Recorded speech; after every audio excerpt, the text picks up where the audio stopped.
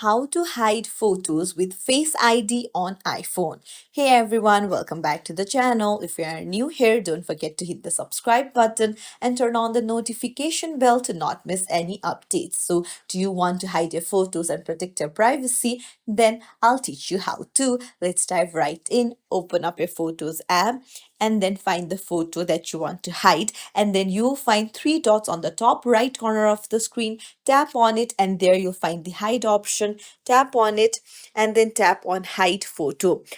This photo will be hidden, but it will be found in your hidden album. So tap on hide photo, and then now what you need to do is you will need to find your hidden album.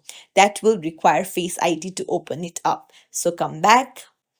So here on the utilities, you'll find the hidden album section. If you tap on it, you can see that use Face ID to view this album. So that's it. This is how you hide your photo and use Face ID to view it. If you found this tutorial helpful, don't forget to like and subscribe to our channel for more tips and tricks. Thank you for watching.